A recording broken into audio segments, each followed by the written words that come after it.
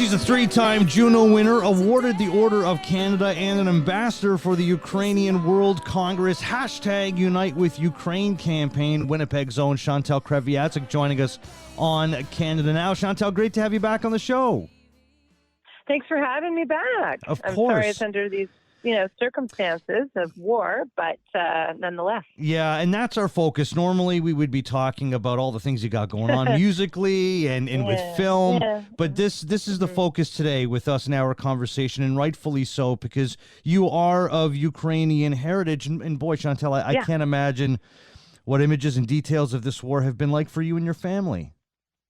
It's shocking. I don't really watch the news anymore. As soon as I found a partner, sort of a partnership with Unite with Ukraine, I just put my focuses on trying to do something and being of help, because if I'm not like there and figuring out how to stop, a war, or I'm not in it, then, it doesn't help me to. I almost feel like watching all the images. I mean, I just end up horrified and sad. So that weakens me, and then they win. You know what I mean? So it's just better to put myself to purpose, and just kind of, try and stay as solid as I can for the cause, for my own family and my own, thing I got going on. Yeah. How did you get involved with this campaign? Like, did it have anything to do with your work with War Child? Well, it's interesting. War Child's, my sort of perpetual passion in that sort of NGO world. And historically, it was all about helping essentially with disrupting war, right? Giving people opportunities in places of conflict so that they don't have to feel like it's necessary to join forces. And that is how we can stop cycles of war. If people have skill sets and they have their, things going for them, opportunities, then they might not have to, themselves perpetuate this cycle of war.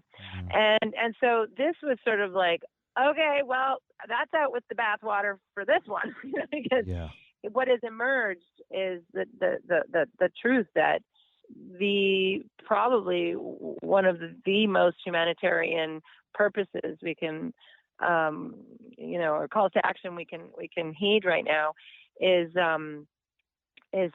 helping with tactical medical supplies for defenders. And so, that seems pretty clear to me. We have this sort of, sucker punch of a war here, invasion, and it's just not fair on so many levels, obviously. And so, and I think, look, people thought that this would be done in 24 hours or 48 hours, and that, Putin was just going to have the whole country.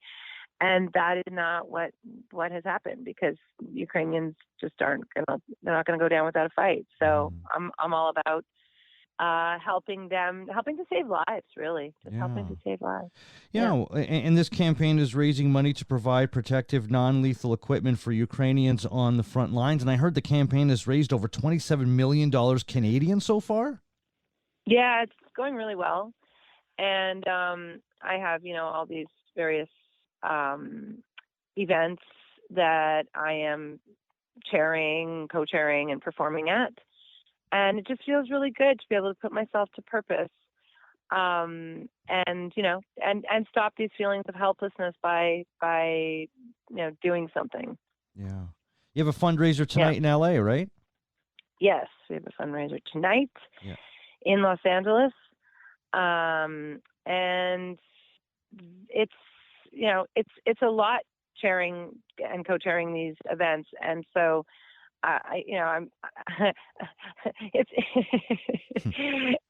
there are party planners that do this for a living, and I just want to, give a shout out to all those people right now, because they are heroes. Oh my gosh.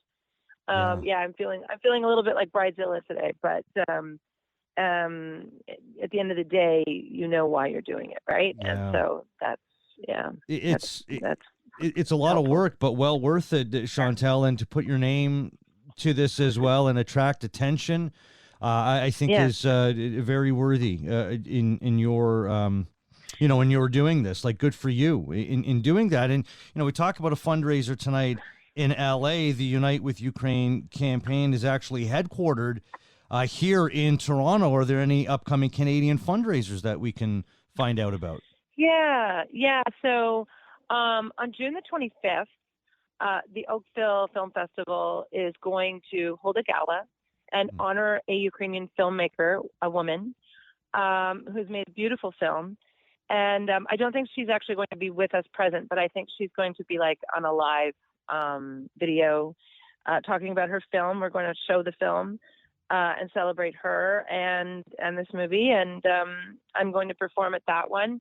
And we're going to just try and sell as many tickets as we can to that. So please do go to, you can go to my Instagram, at Chantal Krev, and see a post on that and find your way over to making, buying a ticket for that.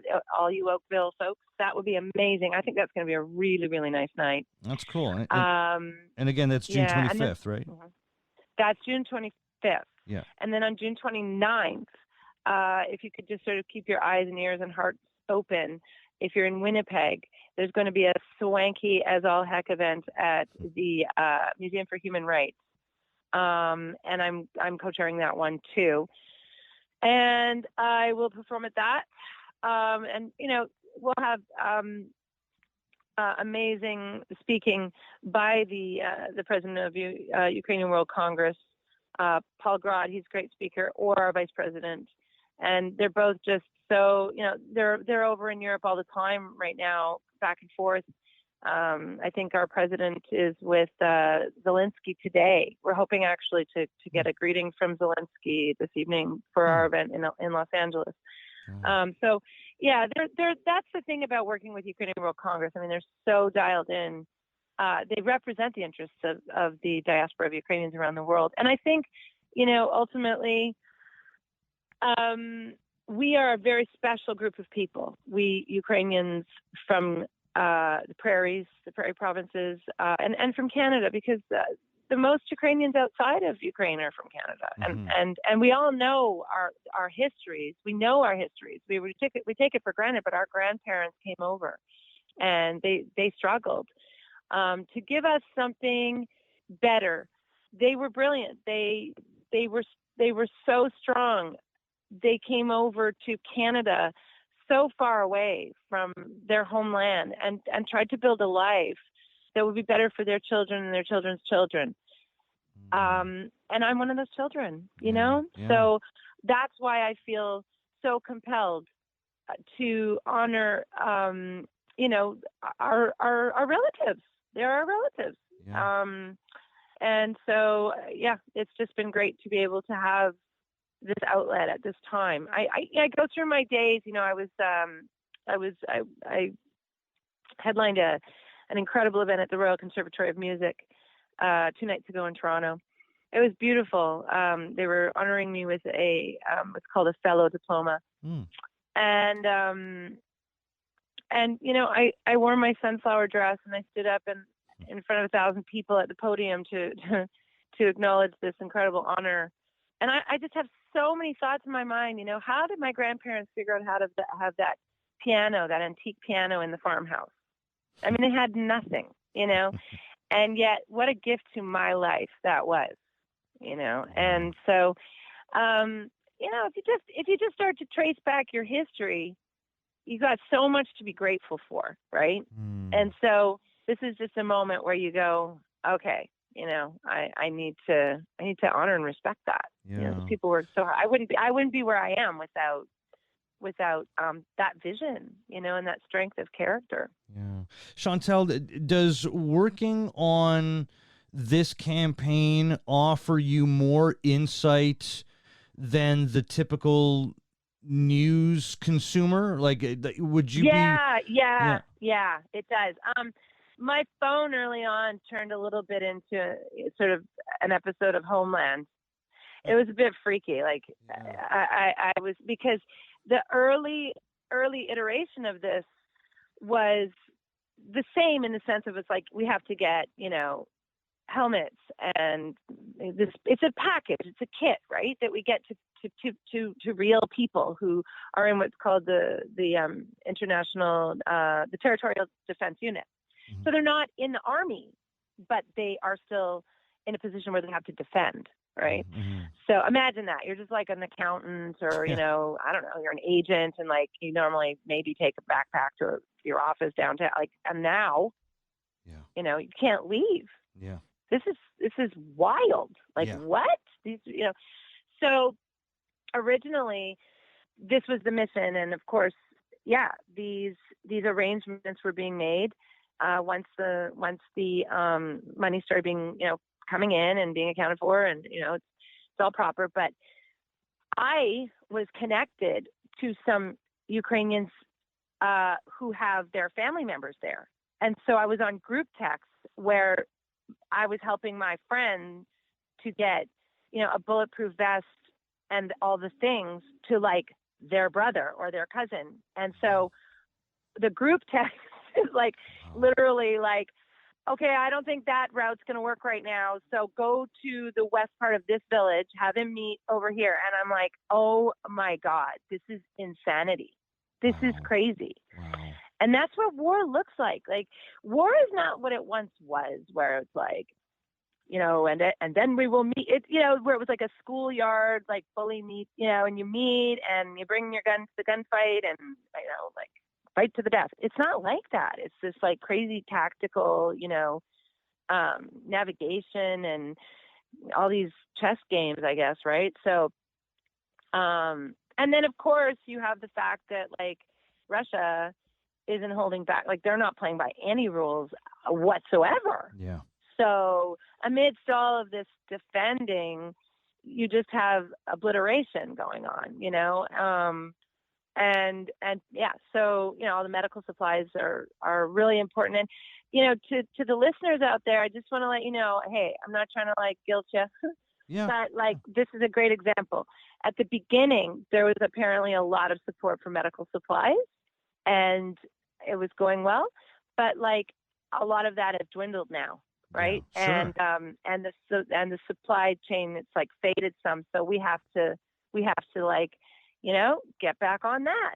So, this is a great cause. If anybody's feeling like, they want to do some kind of a, maybe in the office or amongst your coworkers, you'd like to put together sort of,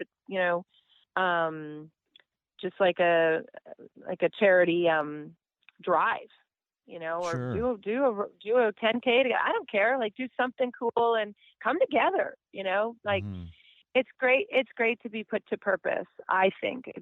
And I'm sad that we have this going on, but I am happy that there is something meaningful that we can put our attention to, in our lucky lives, Yeah, and we've got to keep this conversation going, Chantal, and I'm glad you're doing it, because the news cycle is going to introduce other things, right? I mean, we're about school shootings right now, and it's, and I knew that. I think I even said it I don't know, I may have even said it in a few interviews, but it was coming out of my mouth a lot at the very beginning. I was saying to whoever would listen, like, we are a school shooting away, and then you sound like a jerk. It's like, what happened in that Texas school? Like, I could cry right now. That is horrifying. Yeah. That is utterly horrifying. I have American Canadian children. They go to school in America. Like, are you kidding me? But what is frustrating about that situation is it makes great news. It makes an amazing news cycle. No offense to the media. But no one knows what the hell to do. Like, what do you do when an entire country is armed? Yeah. There's guns floating everywhere. Listen to me. You talk to a gun owner, that will shut your whatever down in like 2 seconds or less. You're talking to a wall. But with something like what we are doing today, and, with sustained focus on the cause, we at least have something that we know is perpetuating a change. Do you know what I mean? Like, we have an outlet, so listen, and I'm not taking away from any other causes. No. they all matter. And I believe we live in a world that is imbalanced, and there's enough for everybody, and there is enough to make change on all sorts of levels. I really do. So it doesn't have to be about like, look over here, look over there. There's great things that we can always be doing. Oh, for sure. Absolutely. And believe me, I know where you're coming from, and that's why I wanted to bring that up, and finally, like with your, see, you offer a unique perspective because most of us have not spoken to victims of war. We have not gone to a lot of the places that you've gone through, War Child, Chantal. So you would go and you would meet with people, and you would see the aftermath and what's going on. You've talked to people that are forgotten because, again, the news cycle, the war's gone, and this is happening all over again. Yeah, I've talked to people who, they thought they would be in this like camp and be able to go back, like a displaced people's camp, not even a refugee camp. Like their house is a drive down the highway.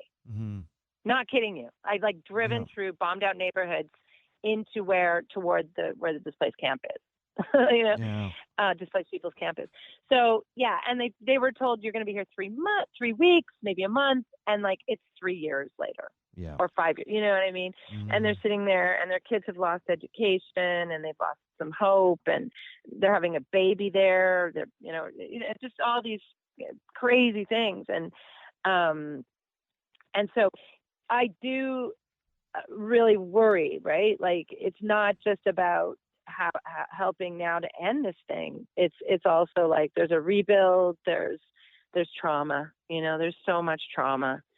And so it's a long haul, but I'm here for it now, and that's all you can do is just sort of take it day by day, and sometimes today is a take it hour by hour. No kidding. So again, Chantal, people want to help, listeners want to help. I know they do. Ahead of tonight's event, the event in Oakville on June 25th, the Oakville Festival, and then June 29th. At the Winnipeg's Museum for Human Rights, for people that want to help, and there's going to be a lot of them that are listening right now. What can they do? Well, I would love it if you'd come follow me on Instagram and follow Unite with UKR. Unite with UKR. But come follow me at Chantal Krev, because I'll be making some announcements about various opportunities. Like after I hit the Oakville Film Festival, and after we do the Human Rights Museum event on June 29th in Winnipeg, I'll be going into Alberta as well, where we have some opportunities. We're going to be doing some fundraisers. So there's going to be, stuff going on. And also, the Ukrainians are amazing with the way that they are sort of showing this war. If you go on the Unite with UKR Instagram page, for example, the footage that they show, it'll keep you sort of posted as to what is going on, inspiring things, and also, realities. So just keep checking in. And also it's like, I didn't say my husband's Italian. He grew up in a sort of very Italian neighborhood and all the things, and I'm a Ukrainian Métis girl, and often my conversations were more about being Métis, and what that looks like and feels like, and all the things going on with that. I mean, it hasn't been a great year in that side of myself either, and so there's conversations, but it was rarely about me being Ukrainian, because that was just something I really took for granted. I mean, so many people where I'm from are Ukrainian, and it was a little bit status quo. I was culturally raised to know, like all our foods, and there were celebrations and things to acknowledge, but it was not like this. So my husband has been sort of watching me, kind of gear up for this, and he went ahead and there's a real cool thing he's doing on his upcoming tour with his band, Our Lady Peace. And there's an opportunity during the show to help Unite with Ukraine. That's great. So that's another thing you can do if you haven't got tickets for your Our Lady Peace show yet. Coming at you. I would go and check out what dates might be near you, because there's a little opportunity during the show to get back there as well. And it's really cool what they have. They have all these amazing technology at that show. And Mhm. I don't want to give it away, but there's a real neat thing related to Ukrainian defenders at the Our Lady Peace show. I'm Excellent. so proud of my husband. Yeah. Well, good on Rain for doing that, and for the Yes, band doing that as well. yes, Chantal Kreviazuk, yes, hey, best of yes. luck with the event tonight on the 25th and 29th Thank as you. I well. need it. It's I know you're going to be great as always. Chantal, thank you so much for joining us. Really appreciate it. Oh, it's my pleasure, and thank you for not forgetting, and for giving your bandwidth to this cause. Thank you so much. Of course, thank you, Chantal. Appreciate it.